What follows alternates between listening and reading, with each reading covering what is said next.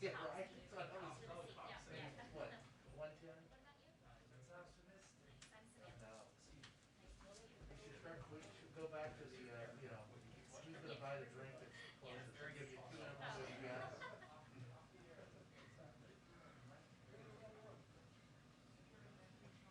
That got us through a few years of Trump.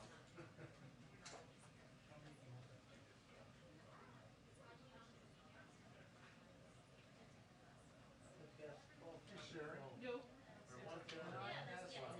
Hey, Yes. when you replace those, Yeah. could you grab me a camera battery? I don't want to walk away from He was this thing, Okay. but not, I'm just, I'll do that. I'm flying without a You want wire. yours or you just want me? Whatever's closest. Okay. And it might be easier just to grab one of the file box ones. I'm gonna go open the Gather cabinet. for the rose garden, that's. It's a lovely room. Actually, there's saffron. Or you see channel 2 movies? I do, yep. That's at 3 o'clock. So the final Talk to me gathering is again? 2:45. 10, 9, 8. Yep, perfect, yep. They said she's coming soon. Oh, there you go. Making sure. Soon be the relative term. Like we're not gonna get it delayed. In other words. Well, sometimes we don't get a delay, there's still a delay. Yeah, no, well, clearly it's happening. Good to see you.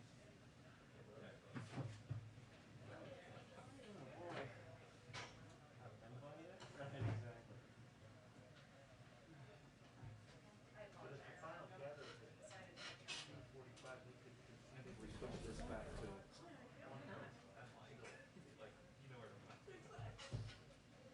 Or they could be on time.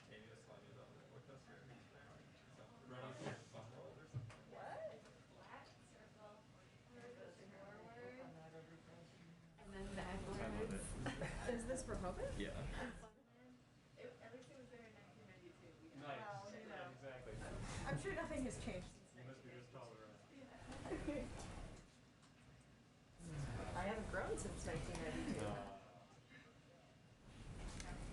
I have, but horizontally, so.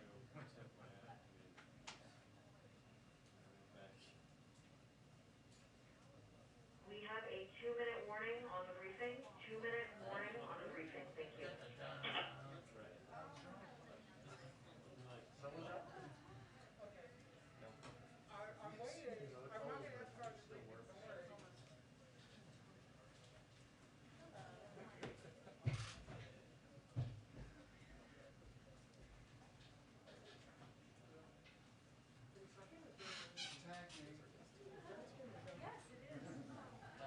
Still works. I'm actually first generation born.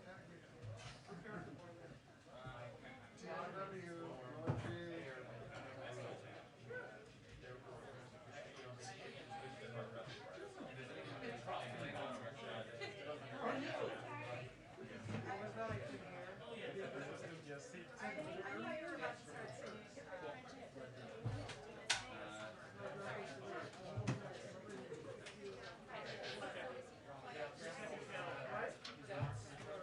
My mic was really on. And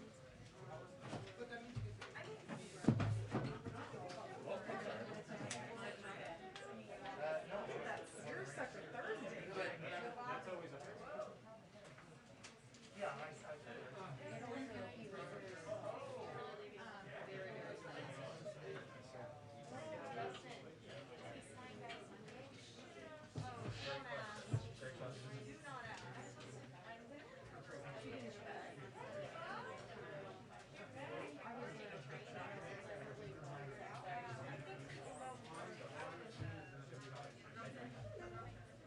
I haven't heard this weekend.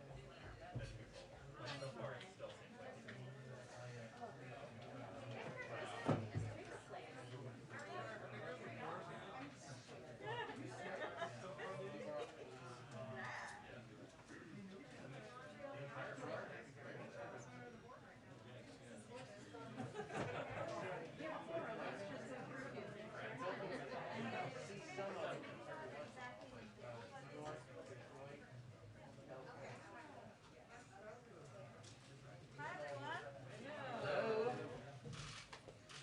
Okay, Today, we have another great guest joining us in the briefing room, Secretary Cardona.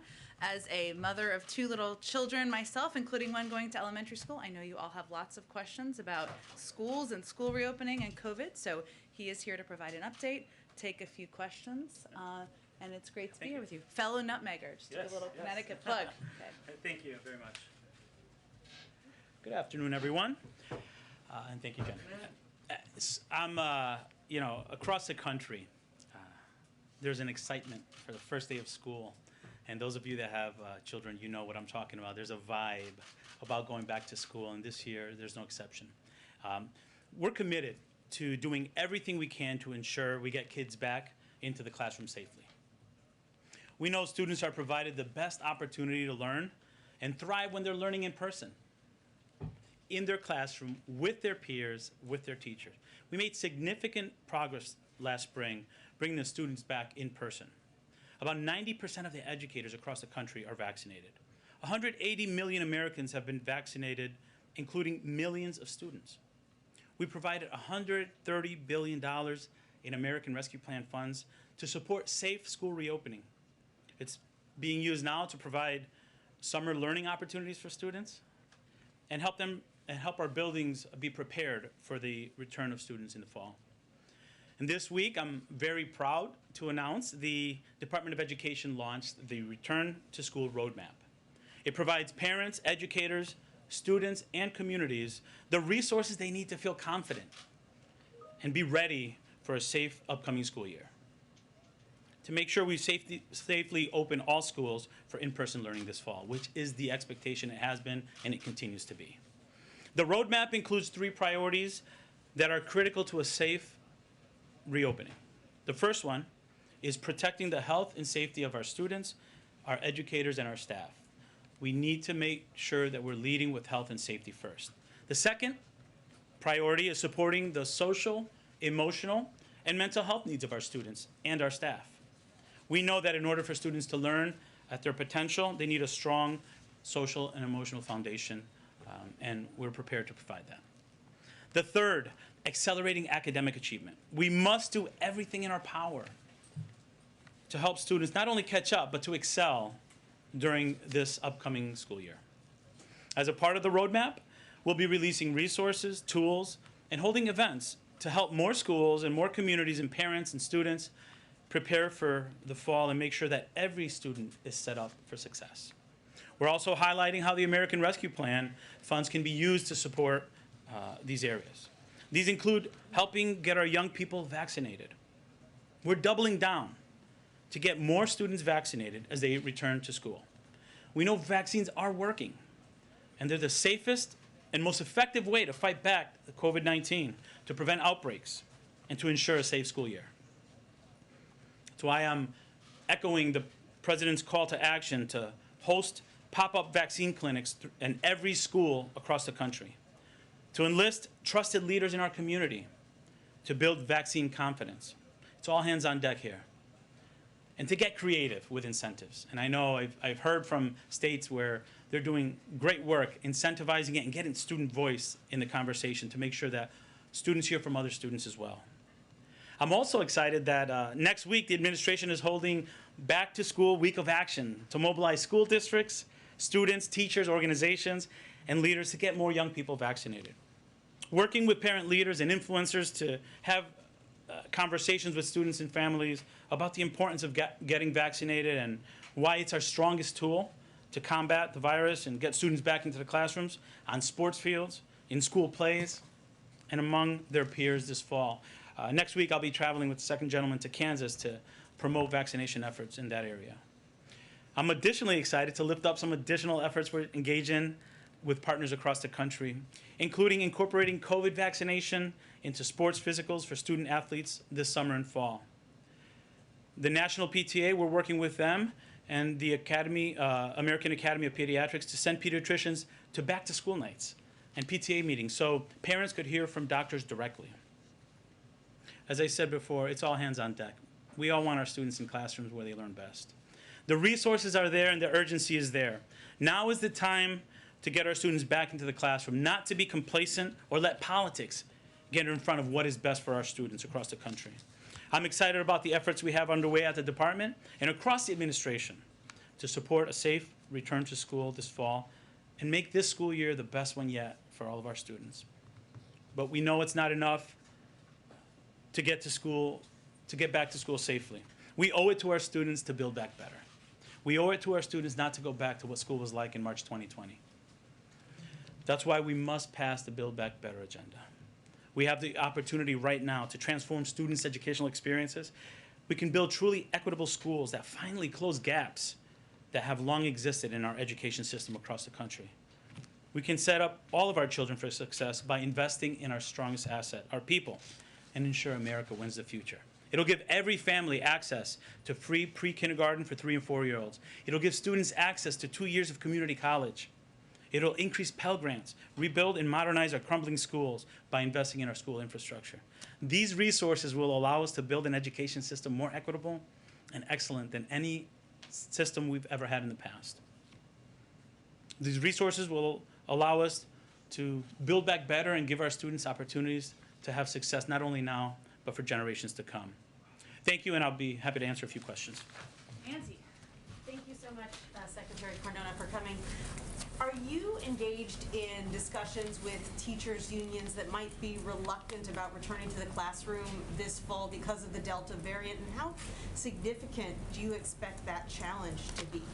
Yeah, I really don't expect it to be a challenge to work with our teachers to get our schools reopened. In fact, I think they've shown a lot of proactive communication about wanting to reopen schools. All teachers want schools reopened. We just want to make sure that they're safe for students and for staff. So I look at it as another partner in the process of making sure that we're doing what's right to reopen our schools. And while the Delta variant is providing new challenges, we have the tools, we have the resources, and we have the experience of what worked last year to get it done safely. But what about states that are, say, prohibiting school districts from imposing mask mandates? Are you worried that there will be teachers' unions that say, if we can't keep the schools safe the way that we feel we should, we don't want to come back?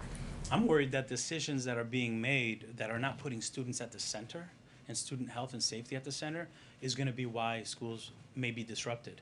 So we know what to do. You know, don't be the reason why schools are disrupted because of the politicization of this effort to reopen schools. We know what works. We have to keep our students safe. We have to keep our educators safe. Tam? Yeah, reopening school is one thing. I think you just alluded to this. Keeping school open would seem to be another thing entirely. Right. What are you most worried about in terms of the ability to keep classrooms open, to keep kids, you know, running up that hill to the school every day? We know what works. This is not our first time doing this. We have the benefit of the experience of last year. We have strong CDC guidance. The Department of Education has several handbooks. The back-to-school roadmap with tools, checklists. The tools are there. It's just, are we following the mitigation strategies? You know what I'm worried about? The adult actions getting in the way of schools safely reopening. Let our educators educate, let our leaders, school leaders lead, and we can get our schools reopened safely. And another thing that I'm worried about that I want to share is complacency. Let's not go back to the school system of March 2020. Our students deserve more. The funds are there. The urgency is there. This is our time to build back better. Can I just draw out, what do you mean by adult actions? Well, when we make policies that go against what CDC recommendations are, you know, at the end of the day, we want to make sure the students are safe. We want to make sure the staff is safe. We know how to do that. So let's not get in the way of school systems doing policies that they know work for students and staff. Will there be repercussions? Francesca, go ahead. Thank you. I'm over here. Hi. Thank you. We know that vaccination rates among younger Americans 18 to 24 are lower. We also know that vaccination rates among African Americans are also lower as a percentage of population. So what kind of guidance is the Department of Education giving historically black colleges and universities this fall to help keep their students safe? Thank you for that question. I visited Howard University about a month ago, and I was so impressed with how they stood up vaccination clinics in their facilities. And we had students from Howard University administering the vaccine. They're using their name in the community to build confidence in the community, the black community, so that they felt comfortable coming in. We're also setting up pop-up clinics in schools. You know, the president put a charge there. Let's get pop-up vaccination clinics in gymnasiums. I visited a gymnasium at a high school in Washington, D.C., where, you know, parents felt comfortable with that school. They know the principal, they know the teachers. They feel they're more likely to go get vaccinated in a school that they know the folks. And another thing that we're going to do is we're going to take advantage of our youth. You know, student voice is critically important. Let's get our youth, our high school students talking about it. Because when students talk to one another about how they're safe when they got the vaccine, it's more likely to lead to an increase. I'm excited about that. What about testing? Well, the American Rescue Plan provides $10 billion in testing, so the tools are there. Access to testing is much better. We were reopening schools last year. I remember reopening schools last year without testing availability, without vaccines, and we were able to do it safely because we followed the mitigation strategies. A year later, we have resources, we have testing, and we have vaccinations. We need to get it done. Go all the way in the back, Yahoo. Yeah, go ahead. Secretary, but what are you going to do if and when teachers' unions protest and, you know, with placards that say we can't teach from the grave, online until cases decline? As the federal secretary with limited powers to affect local decisions, what are you going to do? And, you know, as a parent, as a journalist, I know about the $130 billion. I know that online has a lot of risks for kids. Everybody knows that, but what are we going to do in those situations? I think, what are we doing? We have the roadmap, which very clear guidance. We're promoting pop-up clinics. We're sharing best practices of where it's happening. We're monitoring data. We stood up a system in the Department of Education. I'm having calls with governors daily. I'm having calls with superintendents, school chiefs, to problem solve with them to make sure that we can get them in there. And you know, the way the question was framed, I'd like to look at it this way: how are we working with our teachers' unions to ensure a safe reopening of schools? They're doing a lot of work and they're investing their own money to make sure that our schools can safely reopen and getting the message out to their teachers. We're working hand in hand to make sure that our students have teachers in front of the classroom, but that they both feel safe. Kelly? Mr. Secretary, one of the big differences this time is that children are becoming infected more easily because Delta is more transmissible. Right. So we might have, unlike March 2020, where there would be children in the classroom who themselves become ill. Are you formulating policy for how schools should deal with the impact on other students, if there's quarantining requirements, if it's classrooms with only vaccinated children, mixed vaccination status? How are you going to deal with those dimensions? Thank you. We're working very closely with CDC to have a unified message, and we lean very heavily on our health experts to make sure that we're communicating which mitigation strategies should be employed based on what we're seeing with the strains of COVID. But I'll tell you what worked. When you wear masks, when you provide distancing, when you are testing regularly, and when you're quarantining, you can function in a school. So we're expecting our education leaders and our educators to follow those practices that worked last year, and we expect our students to be in classroom every day. Secretary Cardona, when kids have masks on in the classroom, how serious does that impact their Stephanie's learning? asking a question. Go ahead. Kids at this point have gotten used to wearing masks, my children included. Right. What is your message to governors like Governor DeSantis in Florida and Governor Abbott of Texas who have banned mask mandates? You know, don't be the reason why schools are interrupted. Our kids have suffered enough. Let's do what we know works. Let's do what we know works across the country. We shouldn't get politics doesn't have a role in this. Educators know what to do. We did it last year. So I have calls out to those states, but at the end of the day, I want to work with Texas. I want to work with Florida. I want to make sure those students have access to in-person learning. So at the end of the day, we're all in this together, and it's critically important that we have conversations with governors directly, with state chiefs directly. We want to be an ally and make sure that we're supporting our students. At the end of the day, we're talking about students being in classrooms.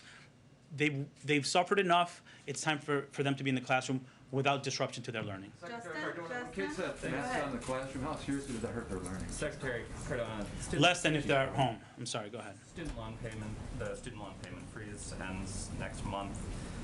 Democratic lawmakers and advocates have said that the lack of guidance so far from the administration has left a lot of borrowers confused and lenders reluctant to put out guidance, maybe alarming them that their student loan repayments will start. So do you guys have any additional guidance for that? And if not, Sure. when can we expect? Sure. I'm not announcing anything today, but I will tell you this has been the highest priority for us, getting schools safely reopened and taking care of our borrowers. And when we have information to share, we want to make sure that they have enough of an on-ramp to prepare and they have communication early so they can prepare for that. It is a priority for us, and we're having conversations daily, and we hope to have information soon. Steve? Just as a follow-up to that, there was a study earlier this summer that said 60% of borrowers are not yet ready to make their payments. They have less than 2 months. When are they going to hear from you? Very soon. I don't have anything today, but as I said, this is a priority for us. The borrowers are in need of information, and they're also in need of relief.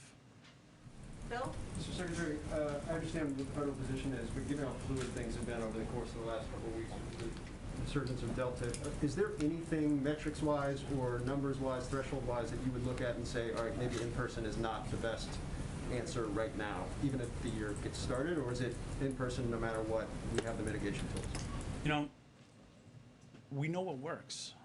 And yes, we're looking at the metrics, and obviously in close consultation with CDC and local health directors, because there are many local factors that contribute to whether or not a school should be open. We're going to continue to monitor it. We're going to continue to work with states. But I'm also looking at the policies that adults are putting in place that are putting students at risk.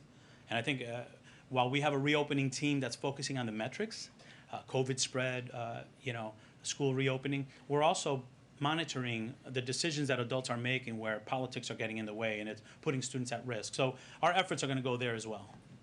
Palmer? You made the point just again that Sure. Politicians don't be the reason why schools close. On the flip side, if you're a parent in one of these states, should families feel safe sending their children to schools where there aren't mask mandates? You know, as a parent myself, I would make sure that when my wife and I are making decisions about sending our children to school, I want to make sure that they're going into a safe learning environment. I know that I can send my children into school with masks, although both of my children were vaccinated. If that's the rule in the school, that's what we'll follow. I do ask parents to communicate with schools now and make sure that they're comfortable sending their children to school. And I'm also going to be monitoring where places have rules that are limiting mask use, whether or not students that need to be in school are not going because of a lack of confidence. To me, those are adult actions preventing students to their right of public education. And is there if you find that that's an issue, is there anything that from the federal level you can do, any leverage that you guys If have? we find that because of poor policy, students are not accessing the right to public education, we will have conversations with those states and take that very seriously. Yamiche and Jeff, and then we gotta wrap it up. He's gotta go. Thank you, Secretary. I'm over here. Sure. Hi. Thanks for taking my question. Thanks, Jen, for letting me ask it. My question is, you talked a bunch about kind of science not being in the way, politics not being able to get in the way of science. I wonder what mechanisms, what sticks, what sort of consequences might the education department have in its toolbox to ensure that in districts where we see school leaders fighting with, frankly, politicians when it comes to CDC guidance, that the education department might be able to back some of those school districts up. We're seeing places where school districts want to mandate masks, but obviously state leaders are saying they can't do that. What could the education department do to ensure that those leaders have? Sure. We're going to constantly work with those states, with those leaders. At the end of the day, we're on the same team for the kids, right? And, I applaud Governor Hutchinson for what he's doing. And I recognize that we have to be malleable to address the increase in spread. And that requires partnership. Withholding monies, that's going to hurt kids. That's going to hurt kids more. So we're going to continue to work with those states and do what we can to help them understand how important it is to make sure students are getting into school. And my hope is that students go into schools in those communities as well. But if we're starting to notice that students are not going in because they don't feel confident, then we're going to have conversations about that. Those conversations that you said you don't want to withhold money, is there anything else that the department can do if it's not, that won't hurt kids, but that can send a message that science and politics can't mix? We're in this to stay. We want to make sure those kids get into school, and we're going to do everything we can to make that happen. Thank you. Thank you. Mr. Secretary, can you give us an update on the proposal to teach more Black history in schools? Did the Republican Black backlash over that have an impact over your plans? I always say I trust my educators across the country to make sure that our curriculum promotes the beautiful diversity of this country. And we could do so as educators in a way to unify our students in our country and show respect to others. That's another example of something that's become politicized, and I have confidence in my educators, and I have confidence in their ability to teach students about our history, and in the process we can learn about one another and become a stronger nation. Thank you. Still on track, that proposal? Which would, you talking about the priorities? Yes. Yeah, the priorities are still what they are. I think for us, the way we put it forward allows districts and states to put in their proposals and how they want to teach it. But I think, again, it became a politicized issue that didn't need to, and it took us away from what I think is most important, our Build Back Better agenda and getting students safely back into school. Thank you. Thank you, Secretary. All right, thanks. Always welcome to join us. Thank you. All right, I'll get my mask on here. Would you like to teach more science in school, Mr. Secretary? Want to get into school safely? We could talk about the discussions there. And I'll be back for that. Thank you. Thank you. We're pro-science, just in case there was confusion. Okay, couple of items for all of you at the top. Today, the President will announce a new set of actions aimed at advancing the goal of increasing the impact of his Build Back Better investments to address our climate crisis, positioning America to drive the electric vehicle future forward, outcompete China.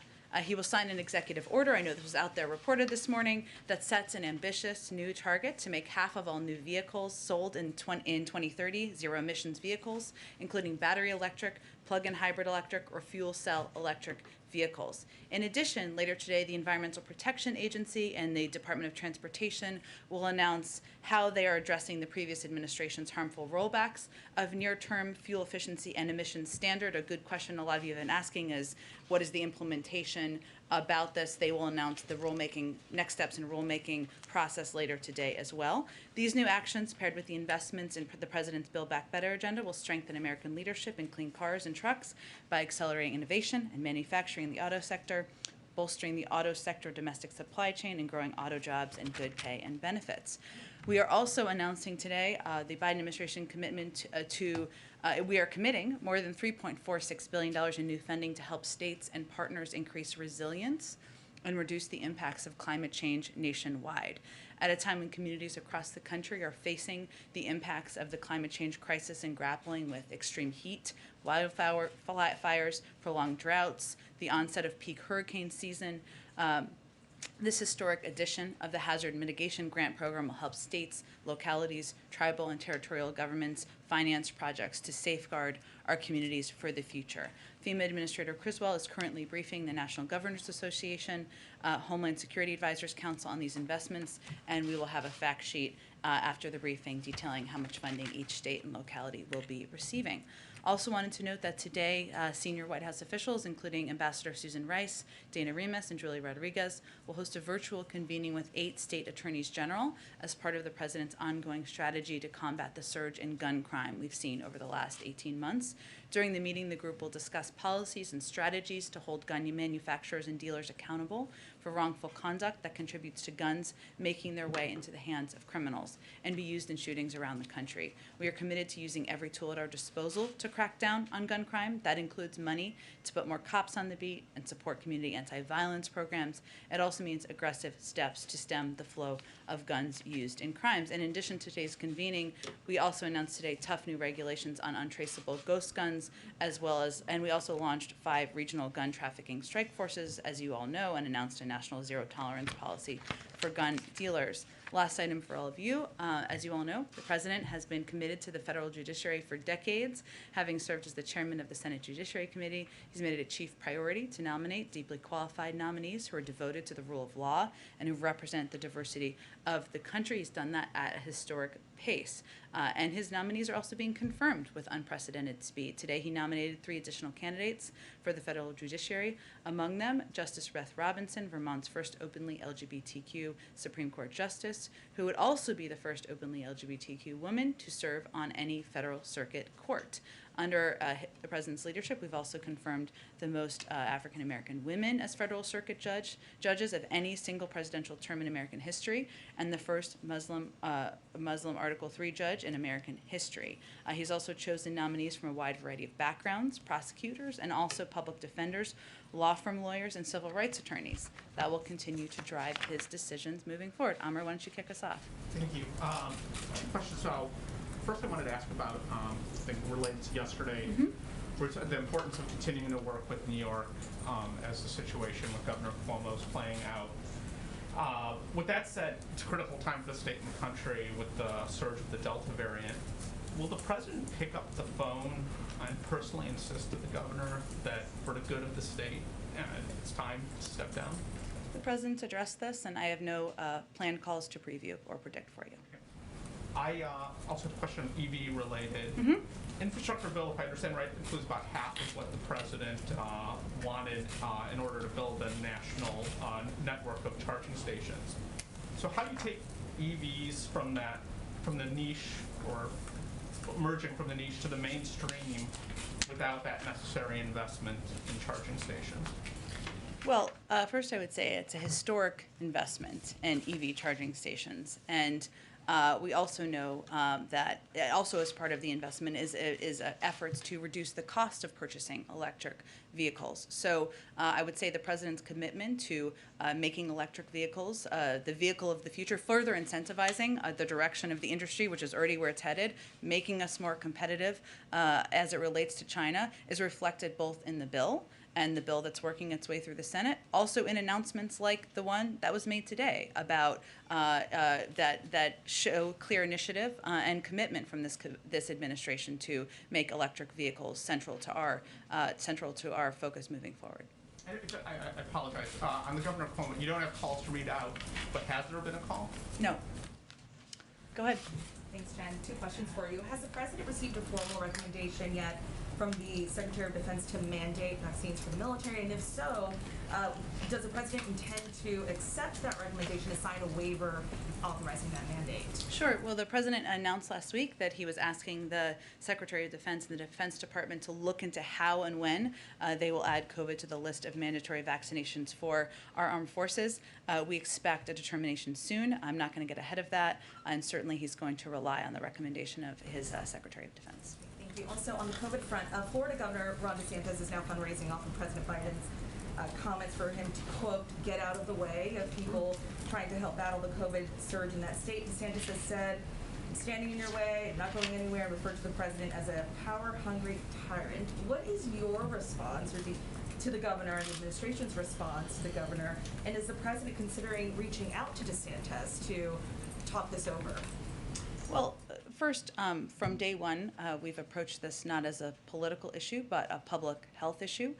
We remain in touch with officials in Florida, just like we're in touch with officials from around the country about how we can provide assistance from the federal level to help address this public health crisis. What I have cited and what the president has cited is publicly available data about public health and the impact in Florida. It is factual, and it is a fact, and data that you all are aware of, that 25% of hospitalizations in the country are in Florida. It is also a fact that the governor has taken steps that are counter to public health recommendations. So we're here to state the facts. Frankly, our view is that this is too serious, deadly serious, to be doing partisan name calling. That's what we're not doing here. We're focused on providing public health data, information to the people of Florida to make sure they understand what steps they should be taking, even if those are not steps taken at the top of the leadership in that state. Go ahead. Thanks, Jen. Republicans have made pretty clear over the last couple of days that they're drawing a red line on the debt ceiling in terms of their willingness to negotiate or to consider a clean debt ceiling increase. Does the president want Democrats to move that through reconciliation, or is she ready to have that fight at some point in September or October with Republicans, trying to get Republican support?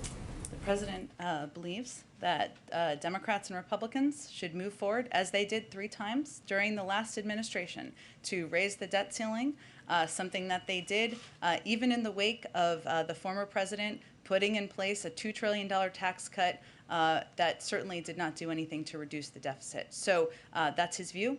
He believes they should move forward and do that. That's responsible, the responsible step for our country. And then one more on a very different subject. Does the president have a deadline in his mind in terms of like when his patience would run out on the Iran negotiations? Look, I think the president's view is that it is in our interest to continue to pursue a diplomatic path forward because even though we certainly don't approve, in fact, we have great concern about a number of Iran's problematic activities in the global community, having visibility into their nuclear capabilities and capacities is in our national interests. The timeline is not endless, and I know the Secretary of State has conveyed that clearly. But right now, we are open to returning to a 7th round of negotiations. The inauguration is today, so we will see what happens from here. Go ahead, Jeff.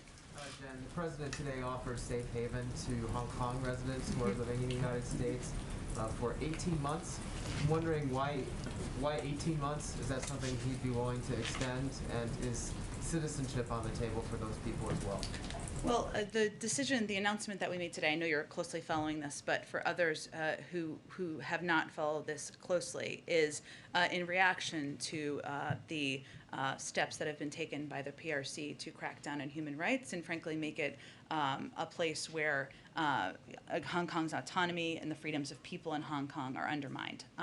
In terms of what could happen 18 months from now, I'm certainly not going to get ahead of that. Obviously, our hope and our objective and our work on the international forum is to change the behavior that is happening and the oppression that we're seeing of the people in Hong Kong. But certainly, this step is one that is meant to ensure we are practicing what we preach in terms of human rights values and ensuring that people who are in this country don't face the ongoing repression that we're seeing in Hong Kong. And one more related to China. China says it has supplied over 770 million vaccine doses to other countries. President Biden often says that the amount of vaccines that the U.S. has shared is more than the rest of the world combined. President Xi today also said they're planning to donate $2 billion this year. Just wondering if you question China's math and or whether the U.S. is planning to give more than the president has already said. We certainly, this is just the beginning, and we certainly plan to give more. We want to be the arsenal for vaccines in the global community. I would note, and then I'll come back to the numbers, that we provide vaccines to the world without strings attached. We want to provide them from a humanitarian standpoint because we think it is morally right, because we want to be a leader in the world on issues ranging from human rights to ensuring we're addressing the global pandemic. I'm not sure that's exactly the same approach that China is taking. In fact, it is not. But I would say that in terms of their numbers, it is not just us citing this. I believe the numbers we've cited or the numbers he cited the other day were from international experts who've looked at donations. I don't have data to confirm in terms of the numbers that China has contributed to the global community. Go ahead. Thanks, Jen. The automakers that are appearing with the president today at this big announcement also lobbied the Trump administration to roll back emissions standards that were set by the Obama administration. So what gives this White House confidence that they are actually going to reach for this ambitious new goal, especially given the fact that the executive order is not binding? Well, first I would say they're standing with the president today while he's making this announcement. That is certainly significant. And we've also seen a lot of these industries move in the direction of electric vehicles. That's not just the president saying that. That is the direction where a lot of these industries are moving. One of the things the president's going to talk about this afternoon is the fact that we need to address also supplies like batteries, which right now China is producing about 80% of batteries that are required for that industry to succeed. But I also would note that in addition to the announcement today, and I noted this a little bit at the top, there will be rulemaking steps that are announced by the appropriate agencies later this afternoon to ensure that we can move forward and make these pronouncements a reality. And the founder of Tesla, Elon Musk, expressed surprise that he was not invited to this ceremony because his company is obviously such a large manufacturer of electric vehicles. Can you give us any insight into why Tesla wasn't included in this event? Well, we, of course, welcome the efforts of all automakers who recognize the potential of an electric vehicle future and support efforts that will help reach the president's goal. And certainly Tesla is one of those companies.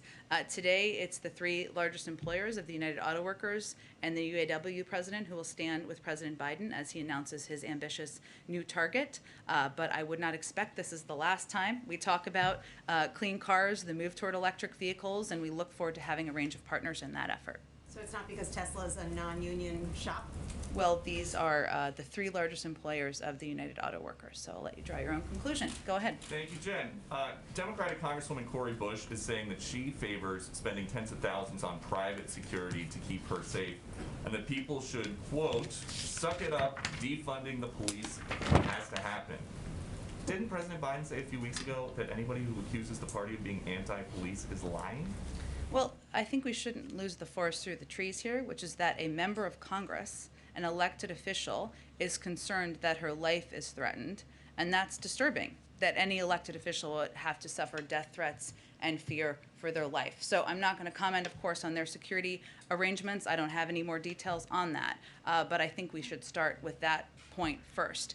I will say that the president has been crystal clear that he opposes defunding the police.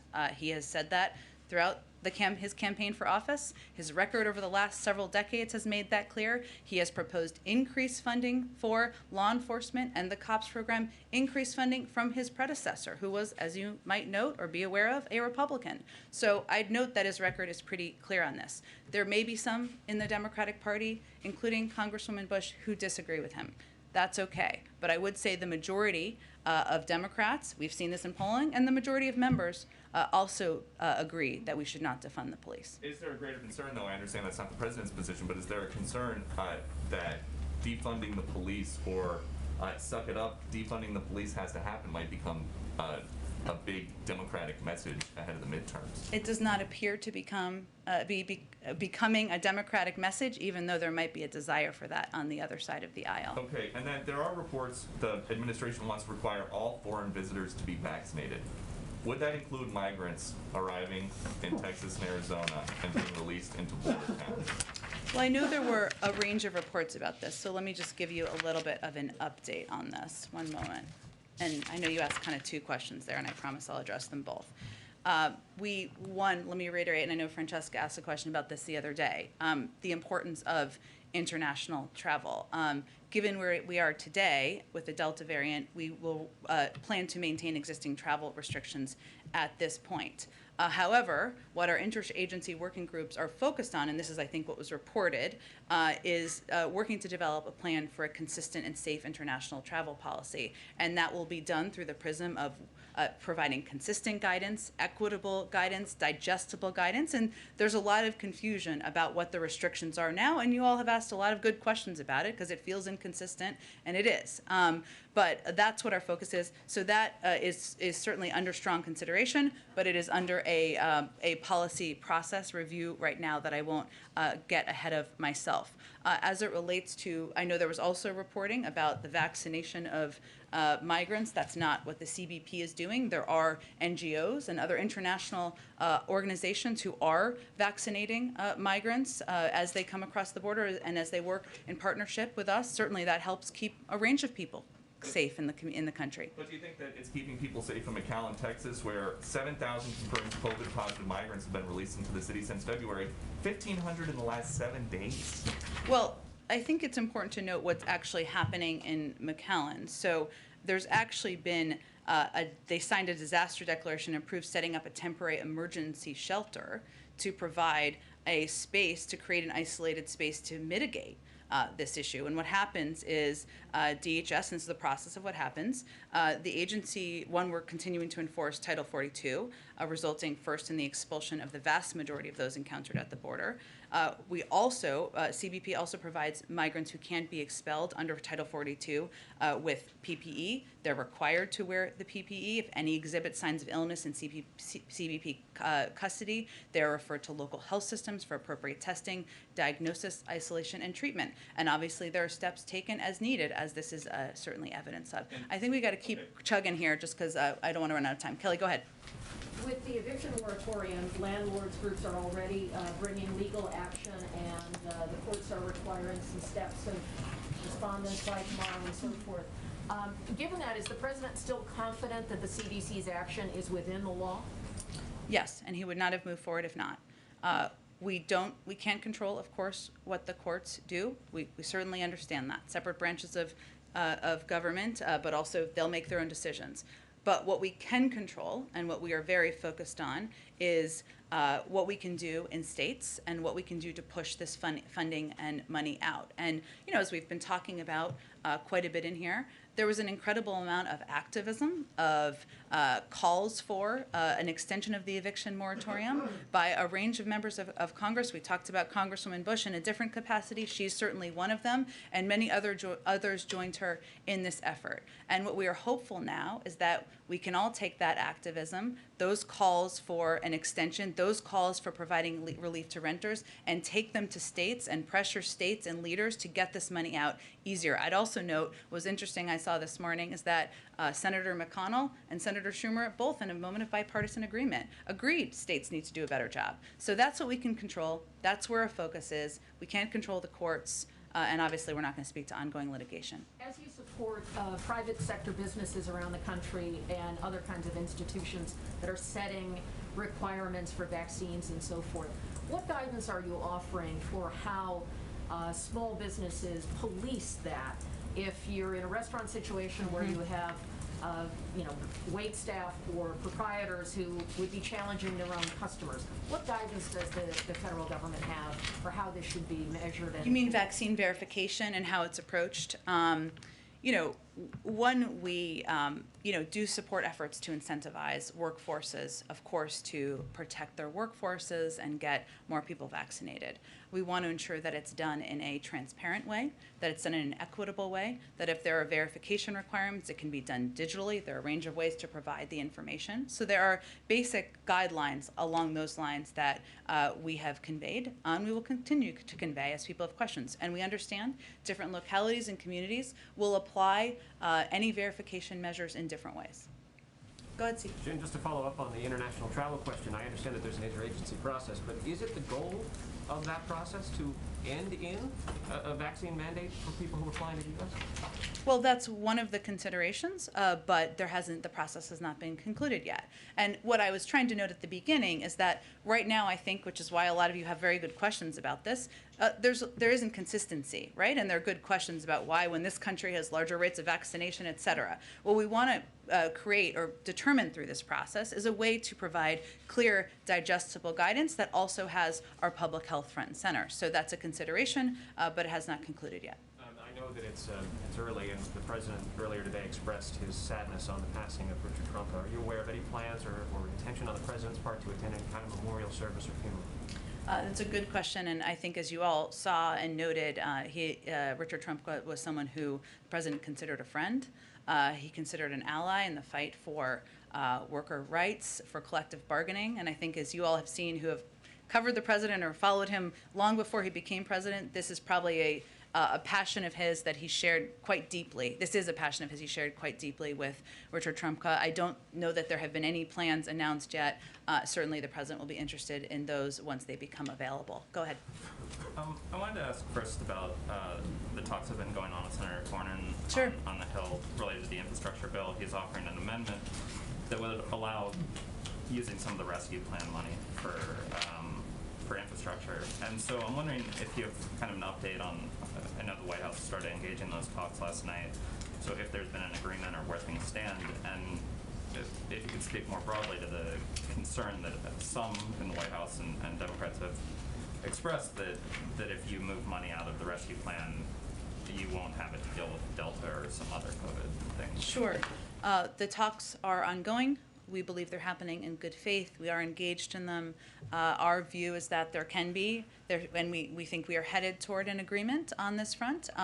But we certainly are cognizant of and focused on the reality of funds being needed in communities across the country, as we are still in the midst of fighting a pandemic. And we are hopeful that any agreement on this front will take that into account front and center. After what we saw with the eviction moratorium and the concerns of the president, and you have expressed about Delta, particularly hitting them, I'm wondering we heard from the White House about expanded unemployment benefits. Those are set to expire in September. Has there been any sort of thought or revision about the White House asking Congress to extend those unemployment benefits beyond September? There has not been a change at this point in time. Obviously, we're quite focused, and we designed the American Rescue Plan with the goal of being able to plan for contingencies, including rises in moments of the virus, economic needs, different communities recovering at different rates. That's one of the reasons why we push for state and local funding, why the child tax credit will benefit people through the course of next year, why there are also additional funding that people can have access to in their communities through small business loans as well. But there hasn't been any change to that at this point. And one last quick one to follow on Phil's question about the debt ceiling. Senate Democrats have been talking about attaching it to the CR. Mitch McConnell earlier today indicated that Republicans didn't want to support this, but the result of this is if Democrats throw it onto the CR, there could be a government shutdown in a couple months, and so I'm wondering if that is a concern, if the White House has any sort of preference for how they want Congress. Obviously, I know you want Congress to raise the debt ceiling, but any preference on how they do it, and are you at all concerned or preparing for the possibility of a government shutdown if that's the path that the Democrats pursue? Well, certainly that's not our preference. I think it's safe to say. We are, of course, in close touch with leaders in Congress about the path forward, but our preference is for Congress to move forward, as they have 3 times during the last administration, to raise the debt ceiling, which is the responsible step to take. Go ahead, Francesca. Thanks, Jen. I have another question, but because international travel has come up multiple times today. Sure. During the health briefing, it was talked about how vaccination requirements for foreign travelers are under consideration, but there were also other alternative pathways that were mentioned. Could you tell us a little bit more about those alternative pathways that are under discussion? And relatedly, does the U.S. have concerns that if it doesn't take action on this issue in the next few weeks, that other countries could ban American travelers from going there if the U.S. doesn't reciprocate? Yeah, I mean, both really good questions, Francesca. I think what's important here to note is that while there hasn't been a final decision made, how the interagency working groups are looking at this is with the objective of taking steps that will return international travel at a moment when it's appropriate. And right now, we're not at that point because of the rise of the Delta variant. But we want to have a process in place that's prepared for when we hit that moment. And whatever the decision is made about what that will look like, we want it to be clear. We don't want it to be conflicting or confusing, and we want it to be equitable.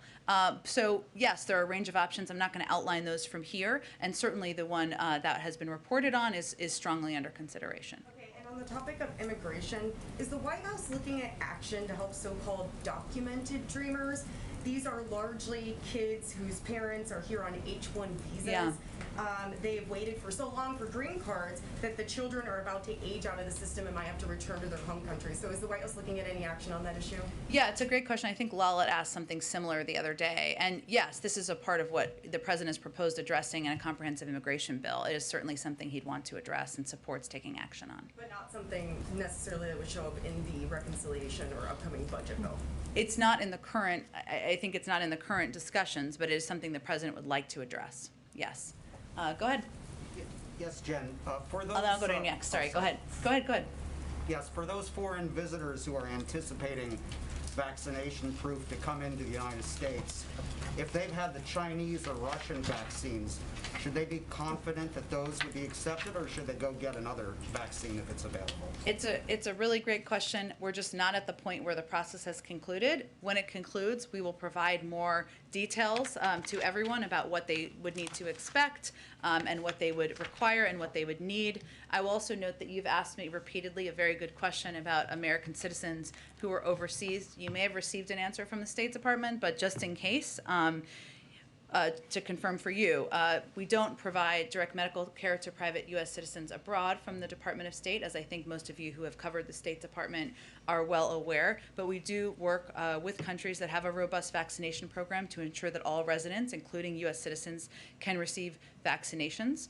And we also work to ensure that U.S. citizens overseas who travel back to the United States can be can vaccinated easily and effectively. And of course, we provide all consular assistance to U.S. citizens in need overseas, and this includes providing U.S. citizens with clear information regarding eligibility to receive a vaccination in a foreign country, if it's confusing or they're not sure where to go or what their eligibility is, providing repatriation loans to assist destitute U.S. citizens with travel back to the United States, and helping them review country-specific data. Why don't you go ahead? Secretary Cardona talked a lot about vaccinating students. What about vaccinations for teachers? Has the administration thought about this, especially for teachers who teach students who are too young to be vaccinated? Well, we know that 90%, it's probably higher now, of teachers, I should say, across the country are vaccinated. So it certainly has moved in the right direction. And that's something school districts may make decisions about as it relates to mitigation measures. But that wouldn't be something I would expect from the federal government. It would be something that school districts would determine. But again, 90% of teachers as of a week or so ago were vaccinated, which we think is in part because they were prioritized from the beginning and because it has been emphasized by the administration in part. Go ahead, Katie. Thanks. Governor Abbott of Texas is convening another special session in effort to pass that much debated election legislation there. He has also said that the White House has passed objections to this legislation amounts to disinformation. So what is the administration's response to that? Look, our fundamental view is that if you are pushing for legislation that makes it harder and not easier to vote, that makes it less accessible, that limits the ability of people to get to the polls, to take time off to do that, then our question is, what are you afraid of here? Are you afraid of more people getting out to vote, or what's the concern? So again, our view is that we need federal legislation, of course, passed to protect people's voting rights across the country. There's ongoing discussions about that. The president would love to sign federal legislation into law. And does the president think Texas Democrats should stay in town this time? Well, certainly the president believes that, one, they've been outspoken advocates and champions of voting rights, and I can't say I'm exactly following too closely the legislative calendar there, but certainly if it required them to be there, we would support that. Go ahead. Two questions. First, on COVID and vaccines, working to reach out to Republicans. Senator Lindsey Graham obviously tested positive for COVID and spoke out about the importance of the vaccine. Does the president have any plans to try to elevate the voices of Republicans like Senator Graham? Or there was a representative from South Carolina today who announced he tested positive. Also, a Republican said he was vaccinated. You know, there obviously a large swath of the country that is not vaccinated. That's been a problem in conservative areas. Does the president or the administration have any more efforts to try to elevate those voices? Well, first I would say the majority of Republican governors also are doing exactly the right thing in their states. I mean, we talked about Asa Hutchinson earlier. There are a number of governors across the country who are either working with the federal government on resources we can provide, encouraging vaccination, encouraging masking. This is not political to us, nor should it be political. And certainly, Senator Graham has a constituency, and we think it's great that he's out there talking about the impact of the vaccine, even while we wish him a speedy recovery. I will note that what we've seen in poll after poll is that the most trusted voices are people in communities, not necessarily elected officials. So it's a net positive for elected officials to be out there talking about the efficacy of the vaccine, the fact that they're vaccinated, how it's, I know Senator Graham talked about how it protected him from more severe symptoms from COVID, but we're still gonna focus our emphasis and our efforts on local voices and local trusted leaders in communities, because that's what we've seen is most effective. Just today, Dr. Fauci talked about Operation Warp Speed, giving credit specifically to Alex Azar and his work. Any more effort to try to get the former president to speak out on this issue?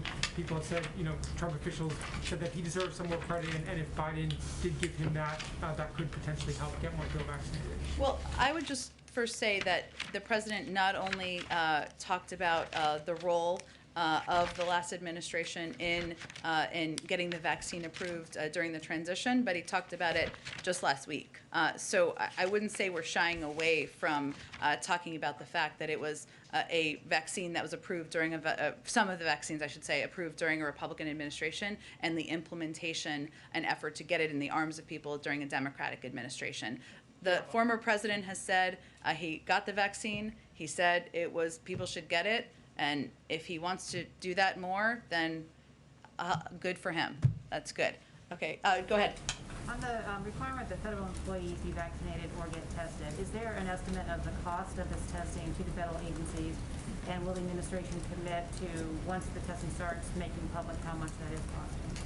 Well, it's agency by agency, and obviously we're less than a full work week in here, so they're going to be, different agencies are going to be accounting for it different ways, but I certainly think it's going to be covered by existing funds and existing budgets of each agency, but it's not one federal pot. But can we get an accounting of how much that is costing? I can certainly check and see, but it's existing funding. So, as people put out their budgets or spending, I'm sure it would be accounted for in terms of how we're planning for and protecting people from COVID. And obviously, funding to cover your testing is included in some of this as well. Go ahead. Oh, go ahead, Tam. Oh, sorry, I can't see. On the international travel working groups, do you have any sort of a time frame on when their work would be completed, regardless of whether, like when the policy would be concluded? Yeah, when the policy would be concluded. I know you can't tell us when Delta's going to go away. Well, I mean, our goal is to have the policy ready when we're safe to reopen to travel. So it's hard to determine what that looks like. We'll have a better estimate as we see what's happening in our country and around the world. There are active, ongoing interagency discussions, but I don't have an estimate on when it will be formally concluded. And on the Delta variant and breakthrough infections, there have been more and more sort of anecdotal cases of breakthrough infections, famous people like Lindsey Graham getting breakthrough infections. Has the administration thought about or reconsidered the way it talks about the incidence of breakthrough infections, how rare they are, what they look like? Is there any consideration of acknowledging in a more fulsome way that yes, these are kind of happening on a semi-regular basis? We have said that. They are happening. I think the most important thing, though, is that vaccines are doing exactly what they should be doing, which is protecting people, the vast majority of people, from severe illness, from hospitalization. And there's data that's come out in a number of the states that have been hardest hit even in the last couple of weeks. Almost 100% of the new hospitalizations in Alabama are with unvaccinated folks. In Florida, officials have said that more than 95% of those hospitalized were not vaccinated. In Ohio, 99% of Ohio COVID-19 deaths, hospitalizations in 2021 were unvaccinated. So our objective is to project to people very clearly how vaccines can save your life. It doesn't mean that every person who has a vaccine will not test positive for COVID. We know there are breakthrough cases around the country. As more people get vaccinated, there will be more, just as a percentage, just by numbers. We certainly acknowledge that, but I think it's also important for people to understand the benefit of vaccination, which is that it can save your life, it can prevent you from going to the hospital, and that's where we're trying to alleviate confusion. I'm told that you have an out. Do you have time for one more? Sure. Okay. Why don't we go to you in the back? Oh, hello, Nadia. Go ahead. Thank you. Thank you, Jen. Is the White House worried about the threat and counter-threat between Israel and Iran and the high rhetoric with the threat of the Israelis launching a military strike against Iran?